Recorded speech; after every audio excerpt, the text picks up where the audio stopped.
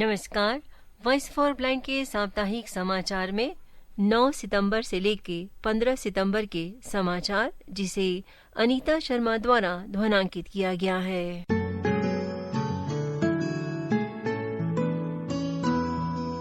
प्रधानमंत्री श्री मोदी के 75वें जन्मदिन पर 17 सितंबर से शुरू हो रहे सेवा पखवाड़े में दिल्ली सरकार दिव्यांगों और बुजुर्गों को भी खास तोहफा देगी। कॉलेज जाने वाली दृष्टिबाधित छात्राओं को अटल दृष्टि छात्रावास, बौद्धिक रूप से दिव्यांग व्यक्तियों को अटल आशा गृह और बुजुर्गों को सावित्रीबाई फूले वरिष्ठ नागरिक गृह मिलेंगे। दिल्ली मेट्रो रेल कारपोरेशन को राजभाषा हिंदी के प्रचार प्रसार और कार्यान्वयन में उत्कृष्ट योगदान के लिए भारत सरकार का सर्वोच्च राजभाषा सम्मान कीर्ति पुरस्कार प्रथम पुरस्कार प्रदान किया गया।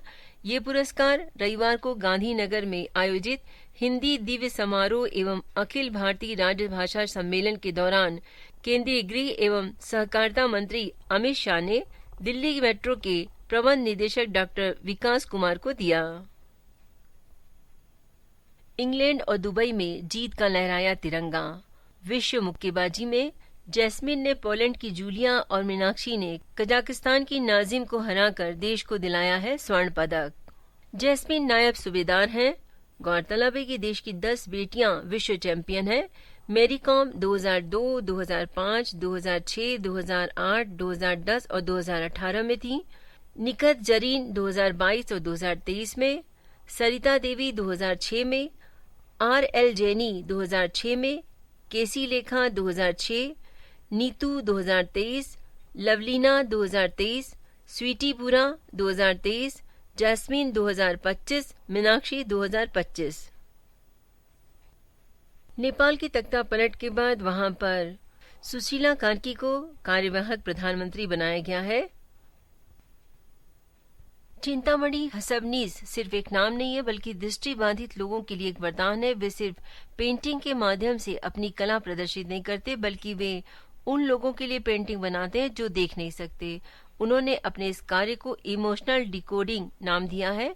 पेंटिंग में जिस तरह से वे अपने हाथों से ब्रेल लिपि से डिजाइन करते हैं, वह अपने आप में एक अनोखी कला है। उनकी पेंटिंग को स्पर्श कर दृष्टिबाधित लोग रिसीवर की भूमिका से गिवर की भूमिका में आ जाते हैं, यानी जो दूसरों के निर्देशों को सुनकर काम करते हैं, वे इन पेंटिंग्स को स्पर्श करने के बाद उस पेंटिंग के बारे में दूसरों को बताते हैं। पुणे के चित्रकार चिंतामणि हसनबीस की एक खास पेंटिंग राष्ट्रपति भवन में ऑडियो टेक्सटाइल यानी स्पर्शजन पेंटिंग रखी गई है, जिसे दृष्टिबाधित लोग भी स्पर्श करके और सुनकर समझ सकते हैं। केरल के तिरुवनंतपुरम में 5000 से अधिक प्राथमिक स्वास्थ्य केंद्रों पर महिलाओं के लिए विशेष वेलनेस क्लिनिक चलाया जाएगा। शुरुआत 16 सितंबर से होगी और देश में संभवतः ये पहला प्रयोग होगा। महिलाएं यहां जाकर जरूरी परामर्श ले सकेंगी। मातृत्व से जुड़ी देखभाल, कैंसर, एनीमिया, मधुमेह, बीपी जैसी बीमारियों की स्क्रीनिंग और जांच की सुविधा मिलेगी। बीमा प्रीमियम कैपिटल मार्केट में निवेश के लिए यूपीआई के जरिए अब अधिक राशि भेज सकेंगे। National payments corporation of India ने कई श्रेणियों में यूपीआई ट्रांजैक्शन की सीमा बढ़ा दी है। इससे अब 24 घंटे में 10 लाख रुपए तक यूपीआई पेमेंट कर सकेंगे। पहले ये सीमा 5 लाख रुपए तक थी। इसी तरह क्रेडिट कार्ड बिल और ज्वेलरी की खरीदी पर भी लिमिट बढ़ाई गई है। देश के 17वें उपराष्ट्रपति के तौर पर सीपी राधाकृष्णन ने शपथ ग्रहण की। राष्ट्रपति द्रौपदी मुर्मू ने उन्हें शपथ दिलाई। 11 सितंबर 2030 तक पद पर बने रहेंगे। देश के 17वें उपराष्ट्रपति चुने गए सीपी राधाकृष्णन की उपराष्ट्रपति पद तक की यात्रा असाधारण रही है। संघ से सक्रिय राजनीति में आए राधाकृष्णन ने भारतीय जनता पार्टी में संगठन में लंबे समय तक काम किया। 2004 से 2007 तक वो तमिलनाडु प्रदेश भारतीय जनता पार्टी के अध्यक्ष रहे। नवनिर्वाचित उपराष्ट्रपति का पूरा नाम है चंद्रपुरम पुन्नुसामी राधाकृष्णन यानी सीपी राधाकृष्णन। ये नाम सुनकर देश के पहले राष्ट्रपति डॉक्टर सर्वपल्ली राधाकृष्णन की याद आती है। तमिलनाडु के तिरुपुर से सीके पिन्नुसामी और जानकी अम्माल के घर जब 20 अक्टूबर 1957 को बच्चे का जन्म हुआ तो उन्होंने बेटे के नाम के साथ राधा कृष्णन जोड़ा ताकि उनका बेटा भी डॉक्टर सर्वपल्ली राधाकृष्णन की तरह बने। माता पिता ने जिस उम्मीद के साथ बेटे का नाम रखा था, बेटे ने उसे साकार कर दिया। ये संयोग है कि दोनों ही राधाकृष्णन तमिलनाडु के हैं। नोएडा और दिल्ली मेट्रो में सफर के लिए अब अलग अलग ऐप रखने की जरूरत नहीं है। Noida metro rail corporation app पर दोनों मेट्रो के QR कोड टिकट मिलने की शुरुआत हो गई है। देश के सभी विश्वविद्यालयों एवं कॉलेजों में ऑयल एंड शुगर बोर्ड लगेगा। छात्र जान सकेंगे कि खाने के लिए क्या फायदेमंद है और क्या नुकसानदेह है। यूजीसी ने राज्यों और विश्वविद्यालयों को पत्र लिखकर जागरूक करने को कहा है। यूजीसी ने उच्च शिक्षण संस्थानों को हॉस्टल, कैंटीन, मेज, कक्षाओं और कॉरिडोर में ऑयल और शुगर बोर्ड लगाने का निर्देश दिया है। भारतीय हॉकी टीम ने शानदार प्रदर्शन करते हुए चौथी बार एशिया कप का खिताब जीत लिया है। बिहार के राजगीर स्टेडियम में हुए फाइनल में भारत ने दक्षिण कोरिया को 4-1 से हराया। इसके साथ ही भारतीय टीम ने 2026 के विश्व कप के लिए क्वालिफाई कर लिया है।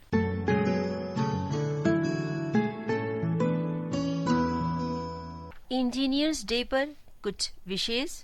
देश के महान अभियंता भारत रत्न मोक्षमुंडम विश्वेश्वरैया की जयंती के उपलक्ष्य में हर साल 15 सितंबर को इंजीनियर्स डे मनाया जाता है। ये दिन उन तमाम इंजीनियरों के योगदान को सम्मान देने का अवसर है जिन्होंने तकनीकी के जरिए मानव जीवन को सुलभ बनाया है।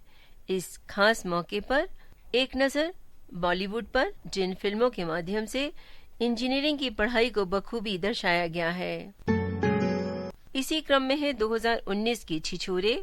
नितेश तिवारी की ये फिल्म छिछोरे इंजीनियरिंग कॉलेज की यादों को जीवंत करती है। यह फिल्म कॉलेज फ्रेंडशिप, प्रतियोगिता, असफलता और आत्महत्या जैसे गंभीर मुद्दों को दर्शाती है। 2009 में राजकुमार हिरानी की आई फिल्म 3 इडियट्स। इस फिल्म में 3 इंजीनियर छात्रों की कहानी है। फिल्म बहुत रोचक तरीके से शिक्षा व्यवस्था की खामियों और रैंक हासिल करने की दौड़ में उलझे युवाओं की मानसिक स्थिति को उजागर करती है। राकेश रोशन की 2003 में आई फिल्म कोई मिल गया में एक युवा इंजीनियरिंग दिमाग ऐसा कंप्यूटर प्रोग्राम बनाता है जो अंतरिक्ष से संपर्क करता है। फिल्म दिखाती कैसे तकनीक और कल्पना का मेल असंभव चीज को संभव कर सकता है। 2015 में इम्तियाज अली की तमाशा एक ऐसी लड़की की कहानी है जो बचपन से कहानियों की दीवानी होती लेकिन पारिवारिक दबाव के कारण इंजीनियरिंग की पढ़ाई करती है। फिल्म में यह दर्शाया गया कि युवा सिर्फ समाज की अपेक्षाओं के कारण इस करियर को चुनते हैं लेकिन अंदर से वे कुछ और बनने का सपना देखते हैं।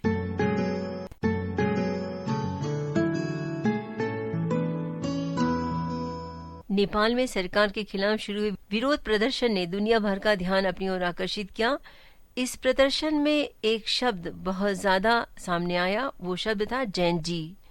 जैन जी कोई राजनीतिक, सामाजिक, सांस्कृतिक संगठन नहीं है बल्कि ये एक पीढ़ी यानी जनरेशन समूह के लिए प्रयोग होने वाला शब्द है जिसे नेपाल में तख्ता पलट कर दिया।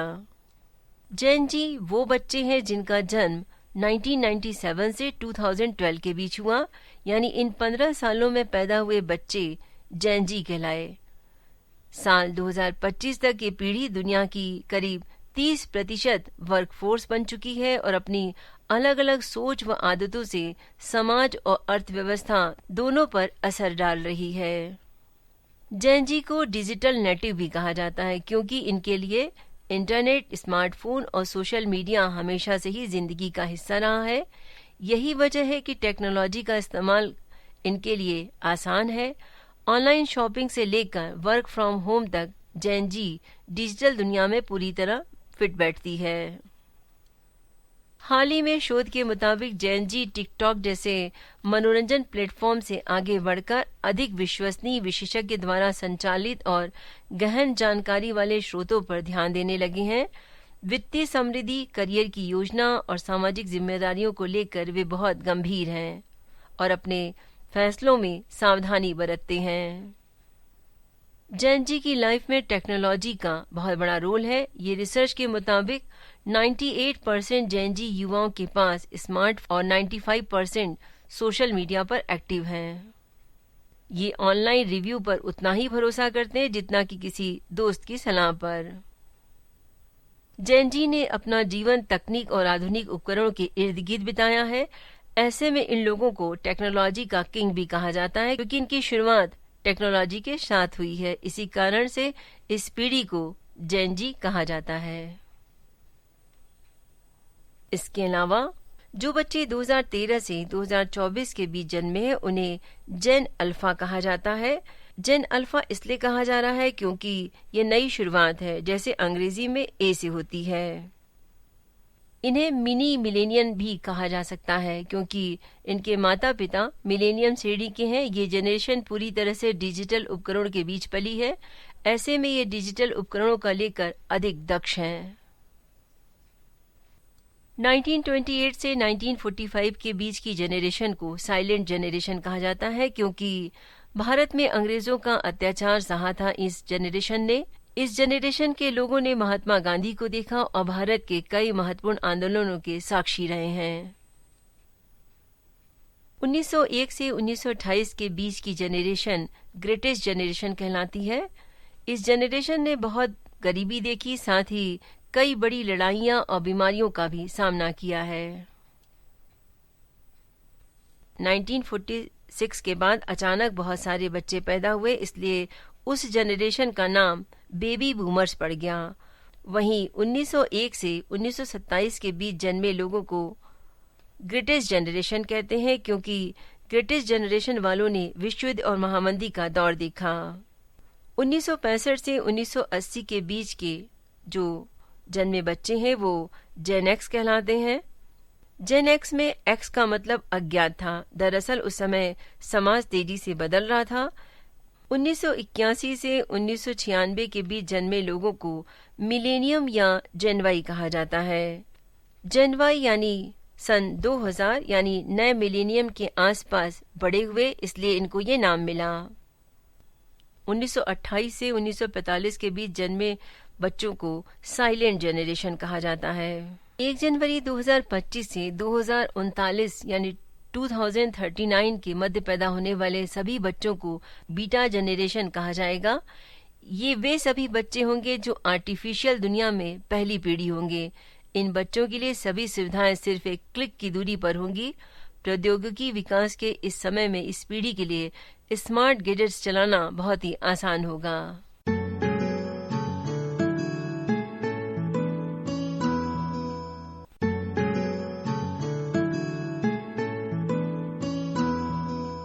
चौदह सितंबर 1949 को संविधान सभा ने देवनागरी लिपि में लिखी गई हिंदी को भारत की राजभाषा का दर्जा दिया। इसी ऐतिहासिक निर्णय की याद में हर साल 14 सितंबर को हिंदी दिवस मनाया जाता है।